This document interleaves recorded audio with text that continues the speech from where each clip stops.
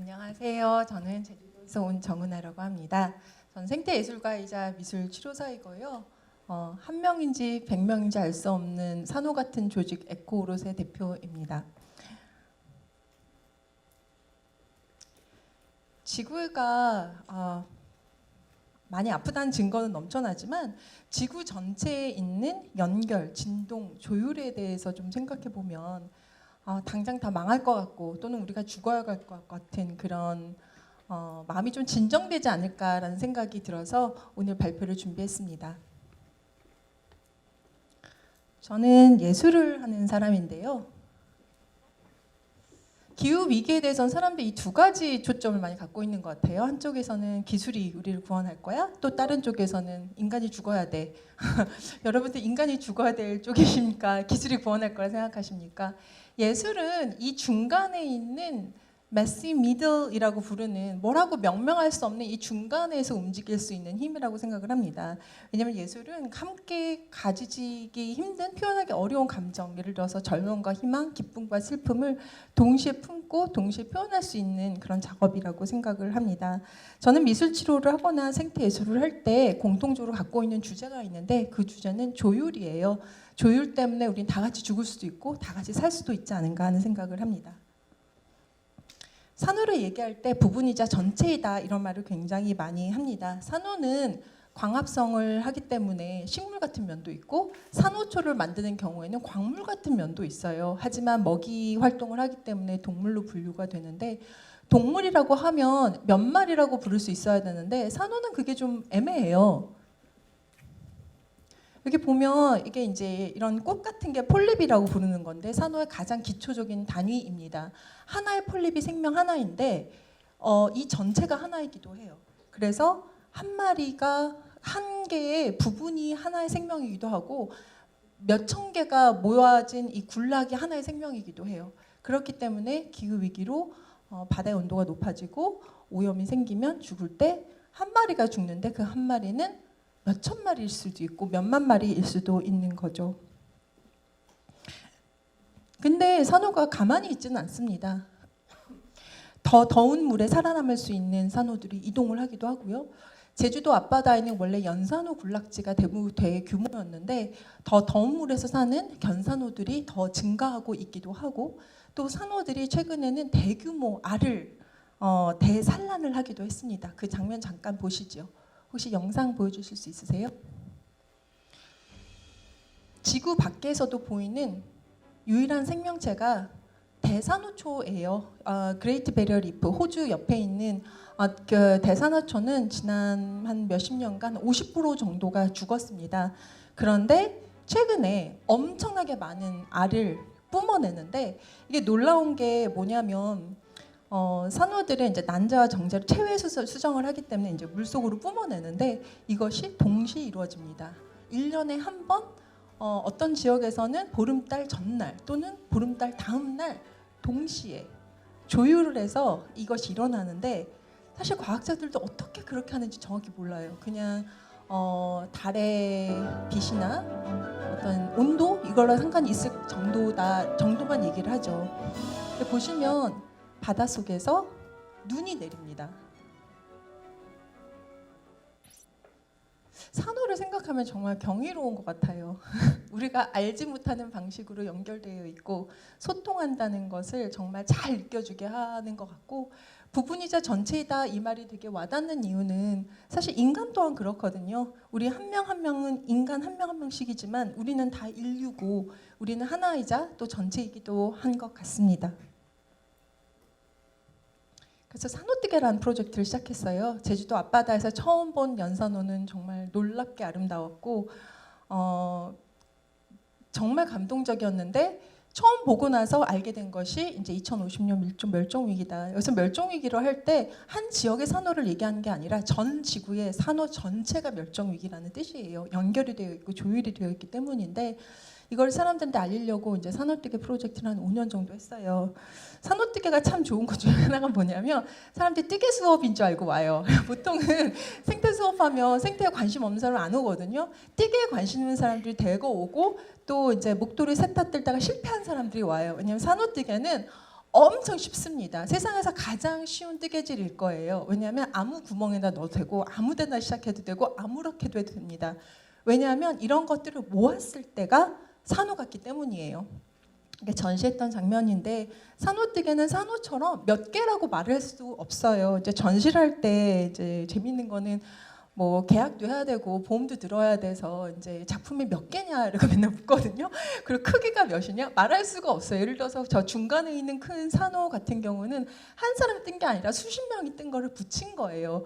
그리고 전시할 때마다 이렇게도 붙이고 저렇게도 붙이기 때문에 몇 명이 한지를 모르죠.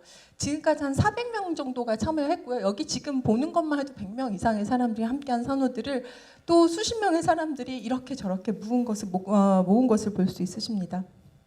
산호가 이렇게 엄청난 연결의 어떤 생명이기도 하고 상징이기도 한데 지구의 땅 속에는 어마어마한 균류의 연결이 있죠. 우리가 보통 버섯이라고 부르는 보이지 않는 땅 속에 어마어마한 연결이 있는데 그 연결을 통해서 우리가 동물인 우리가 사실 땅으로 만약에 땅에 묻힌다면 다시 식물이 될 수 있고 자연으로 흡수할 수 있는 것도 이 버섯의 균류의 연결만 때문인 것 같습니다. 균류의 연결망은 너무너무 커서 지구에서 가장 큰 생명체라고 보기도 해요. 산호처럼 이거를 낱개로 하나하나 보는 게 아니라 전체를 하나하나로 봤을 때 갤럭시만큼 크다라고 해요. 우리가 상상할 수 없을 정도로 크죠. 사람들에게 이 연결을 조금이라도 느껴보게 하려고 이렇게 땅에 묻는 거를 했었는데 대부분의 사람들이 손살을 쥐고 난 죽어도 못한다라고 얘기를 하십니다.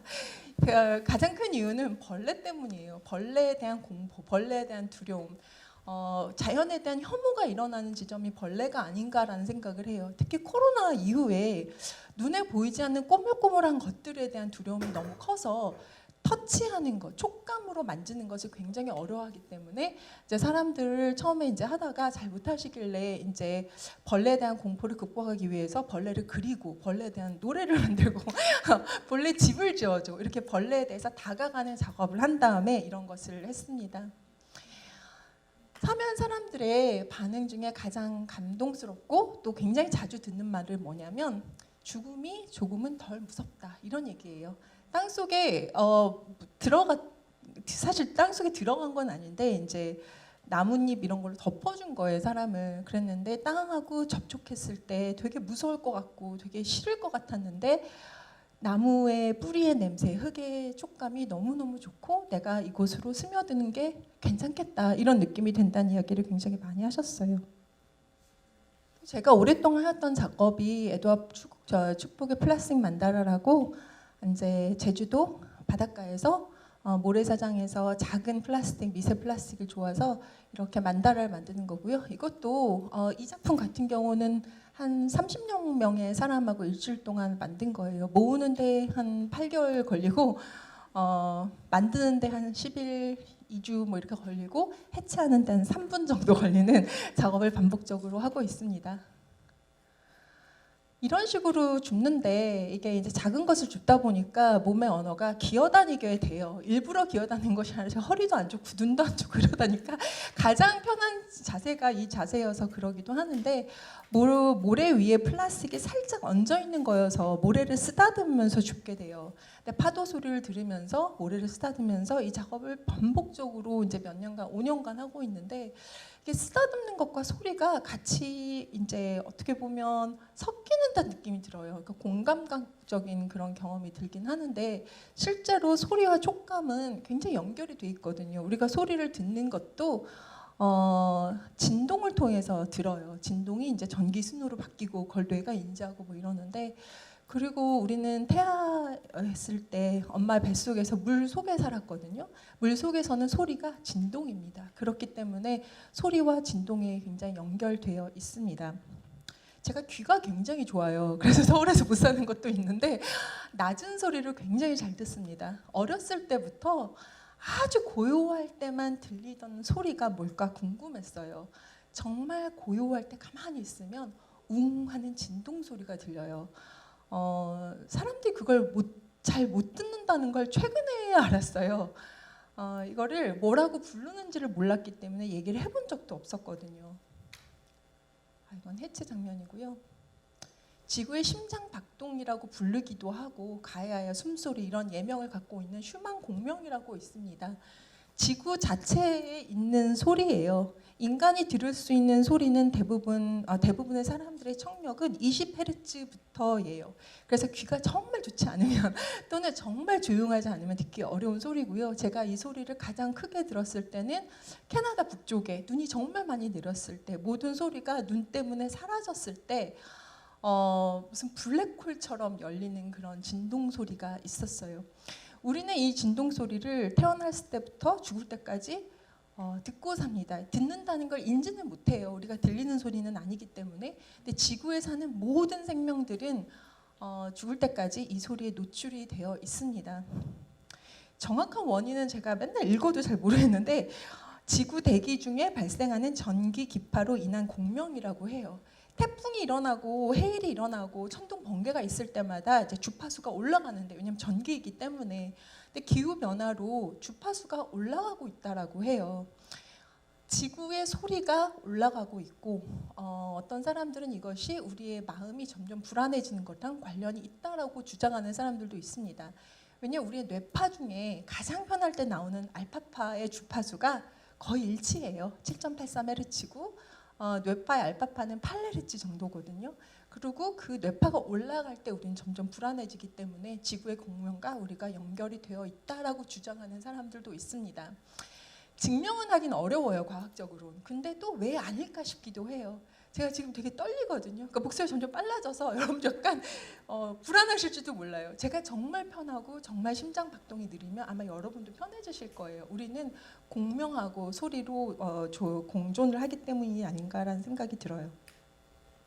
저 이제 목소리도 떨려요. 이거는 부산에서 했던 작업인데요. 이제 이 슈만 공명이 주파수는 패턴을 만들 수 있기 때문에 이 패턴을 가지고 이렇게 전시를 했던 작업입니다. 근데 전시를 이제 하고 저는 이제 전시 다 끝났다라고 집에 왔는데 큐레이터한테 전화가 와요. 선생님, 작품이 미세하게 바뀐 것 같아요. 그래서 무슨 말이냐 했더니 사람들이 조금씩 건드리는 것 같아요.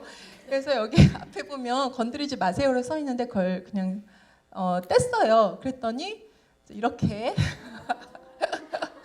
이렇게 아주 자유로운 카오스적인 작품이 되면서 이제 마무리가 됐습니다. 소리에 대한 관심이 어렸을 때부터 이렇게 굉장히 많았는데 자연의 소리에 굉장히 중요한 원칙이 하나 있어요. 그게 뭐냐면 야생 상태에서 생명들은 다른 종의 소리를 침범하지 않고 자기들끼리는 리듬을 맞추고 조율한다는 원칙이 있다는 것을 책으로 보고 영상으로 보고 진짜 그런가 확인하고 싶어서 제가 사는 제주도에 있는 숲에 들어갔어요. 달이 없는 깜깜한 밤에 검정 옷을 입고 소리가 안 나는 신발을 신고 숲으로 들어갔습니다. 굉장히 무서웠어요. 그리고 앞에 있는 것이 이제 길인지 벽인지 안 보이는 이렇게 깜깜한 곳이었는데 사람이 두려우면 감각이 더 밝아지거든요. 그래서 점점 잘 들리는 거예요. 그래서 나중에는 시끄러울 정도로 풀벌레들과 개구리 소리들이 들렸는데 그걸 정말 걔네들이 크게 말한 건지 아니면 내가 너무 겁이 나가지고 잘 들었는지는 모르겠다라는 생각이 들어요. 아까 말씀드렸던 조율의 원칙이 이 스펙트로그램에 나타나 있습니다. 스펙트로그램은 소리의 주파수를 시각적으로 보여주는 거예요. 그래서 색깔이 더 붉은 쪽으로 가면 주파수가 높은 거고 뭐 이런 건데 여기 보시면 개구리, 맹꽁이 세 종류의 풀벌레 소리예요. 보시면 서로의 리듬을 맞추고 조율을 하고 다른 종의 주파수를 침범하지 않는다라는 원칙을 확인할 수 있어요.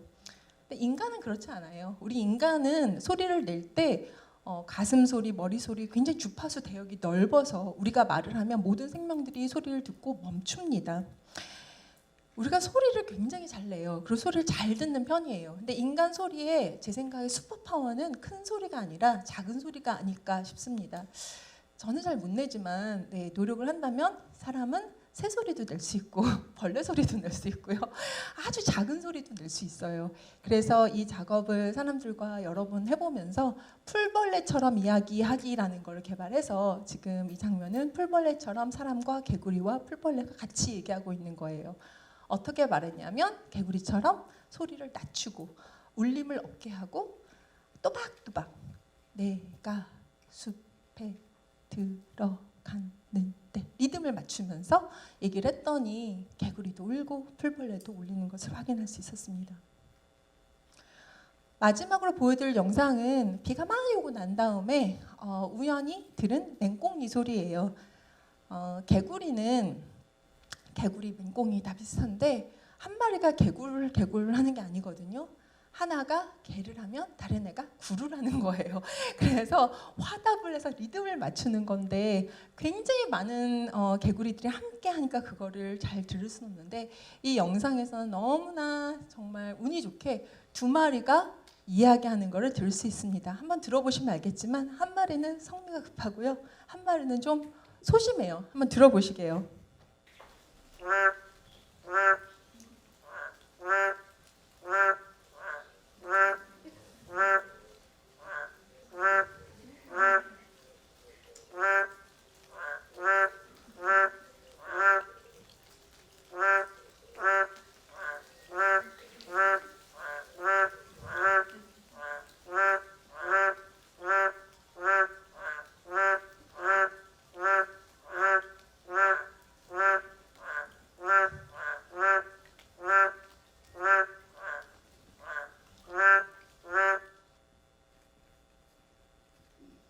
자연은 조율되어 있어요. 우리 사실 인간들도 조율이 되어 있어서 누가 아프면 같이 아프고 같이 살기도 하고 같이 죽는 것도 같습니다. 저는 이 정도로 발표를 마치겠습니다. 감사합니다.